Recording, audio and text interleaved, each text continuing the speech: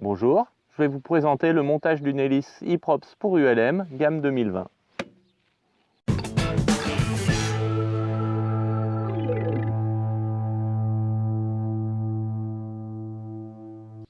Bonjour, vous venez de recevoir votre E-Props. Normalement, vous avez la notice, 2, 3, 4, 5 ou 6 pales. Aujourd'hui, 3 pales. Les housses assorties, l'outil de réglage,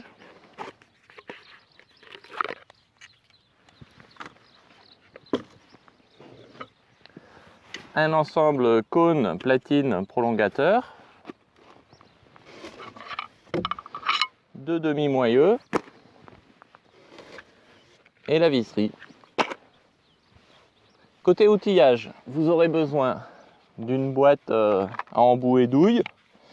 On aura besoin de la douille de 13, de la douille de 10, de l'hexagone de 5, de l'embout plat, du cardan et de la rallonge. D'une clé dynamométrique pour le serrage au couple et d'un maillet pour le réglage du pas ou pour négocier la place de hangar. Donc sur votre ULM, le flasque du moteur où viendra se monter l'hélice, il faudra enlever les pions parce que sur notre nouveau prolongateur, les pions sont intégrés au moulage de la pièce carbone. Dans une autre vidéo, je vous montrerai comment se servir de notre outil pour extraire les pions. Donc voici un ensemble platine-cône plus prolongateur. On peut fournir différentes longueurs, de moins 20 à plus 170 mm entre la face d'appui du moteur et l'arrière du cône. Ça, c'est un plus 40. Donc une fois monté, vous avez 40 mm entre l'arrière du cône et la face d'appui. Ça, c'est un plus 120. Une fois monté, 120 mm entre l'arrière du cône et la face d'appui. C'est le prolongateur classique des Savannah, entre autres.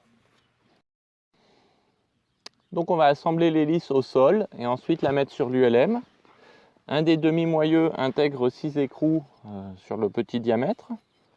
C'est celui qu'on va mettre en dessous en repérant la gommette rouge. Voilà. Celui du dessus n'a pas les écrous, il ira dans le même sens. Gommette rouge ici. On répartit les pales.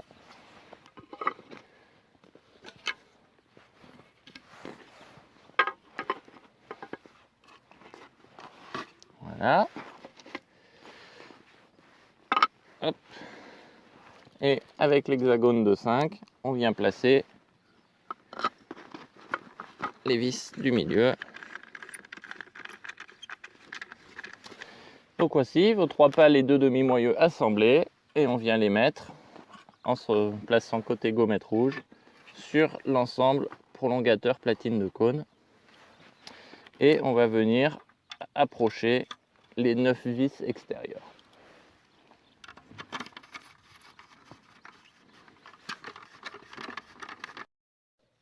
Donc voilà l'hélice et le nouveau moyeu assemblés. L'avantage de ce nouveau moyeu, c'est que l'hélice peut, tout en gardant le réglage, être démontée de l'appareil et remontée sur l'appareil. Et on vient l'amener, hop, et on assure avec un des écrous. Pour serrer les écrous, c'est très simple. Douille de 13, cardan, rallonge, cliquez et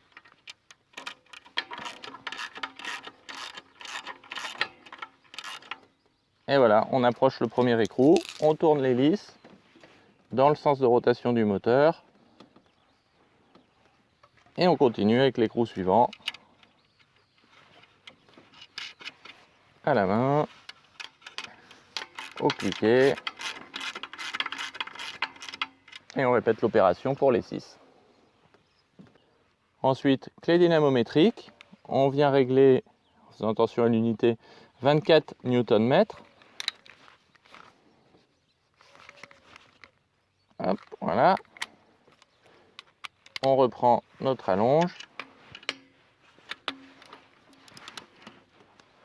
Et là, attention à bien détecter le déclenchement de la clé. Voilà. Vérifiez avec votre clé de bien détecter au moment où elle déclenche. Et comme ça, les 6 écrous.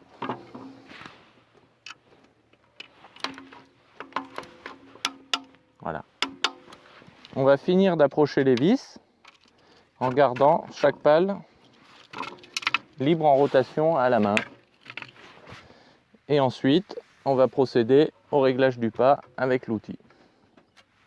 Donc la première opération va être de faire le zéro de l'outil. Donc sur la face verticale ici, on vient appliquer la face de l'outil et faire calibrate, ce qui fait que l'outil affiche 0. Donc là, on vient venir positionner le crochet au début du blindage, mettre la bulle entre les deux traits en tournant l'hélice. Voilà.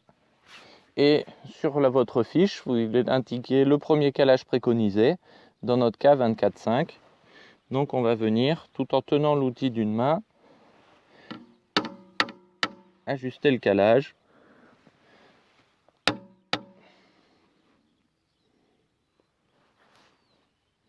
Voilà. Donc voilà, on a notre outil à 24,7. Et là, on va pouvoir serrer un petit peu plus les vis de la pale. Et en vissant la vis côté bord d'attaque, on va avoir le pas qui va avoir tendance à diminuer. Et nous voilà 24,5. Donc une fois qu'on a réglé une pale, on enlève l'outil et on va tourner lentement l'hélice sans toucher à la pale qu'on vient de régler, de façon à ne pas modifier le réglage tant que le moyeu ne sera pas entièrement serré. Donc on prend la pale suivante et on tourne le moteur tout doucement, de façon à ne pas faire trop d'à-coups qui modifierait la position de la machine au sol. Donc on passe les compressions tout doucement. Donc maintenant on va procéder au serrage au couple des vis qui tiennent les demi-moyeux ensemble avec les pales. Le serrage final sera de 11 Nm, mais on va l'appliquer en plusieurs fois.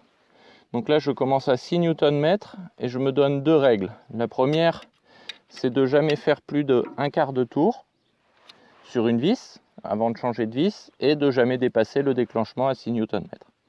Donc je prends toutes les vis, 1/4 de tour, en essayant de... Hop, là le critère c'est le 6 Nm. 1/4 de tour et 6 Nm. Et on essaye de serrer de manière. On a déjà aussi Nm sur celle-là. 1/4 de tour. 6 Nm. 1/4 de 6 Nm. 6 Nm. 1/4 de tour. 1/4 de tour. Et voilà, on continue comme ça jusqu'à ce que toutes les vis soient à 6 Nm. Donc après avoir serré toutes les vis à 6 Nm, je vous conseille de vérifier le calage des pales, qu'il n'ait pas bougé, et éventuellement de reprendre le calage d'une pale en desserrant ses vis et délicatement au maillet, pour être sûr d'avoir toutes les pales au bon calage avant de serrer à 9 puis 11 Nm. Donc ensuite, on va passer à 9 Nm.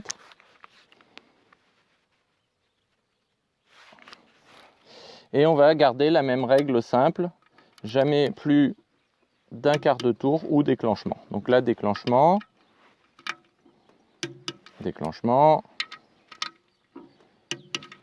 voilà, 9 Nm.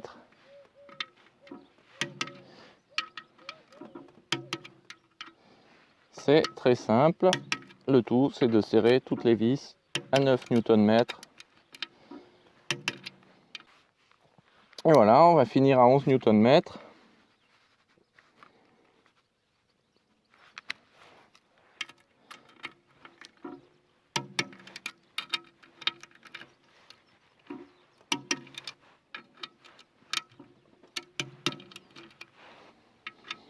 Et voilà, il ne reste plus qu'à monter le cône.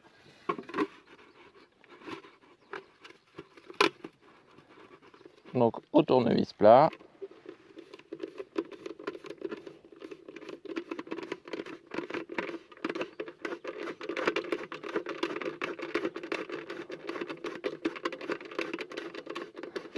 On commence par approcher les vis sans les serrer. de façon à ce que le cône reste bien libre pour approcher les vis suivantes.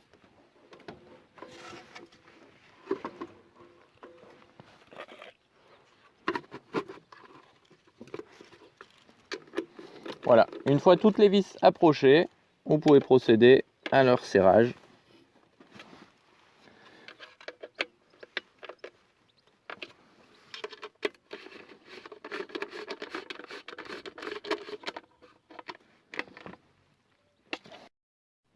Donc votre e-props est monté, il ne reste plus qu'à vérifier que le calage correspond bien à votre machine.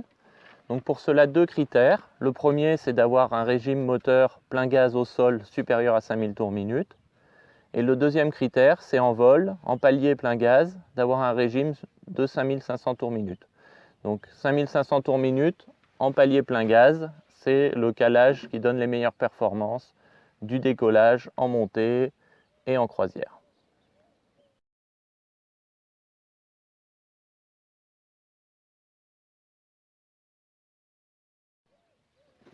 Une fois votre e-props monté et réglé, vous pouvez profiter des nouvelles performances de votre machine pour faire de magnifiques vols. À bientôt!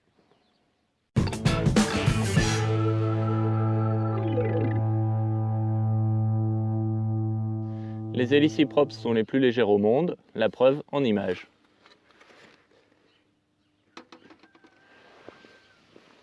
« 2,5 kg pour une tripale complète avec cône diamètre 240 et prolongateur de 40 mm.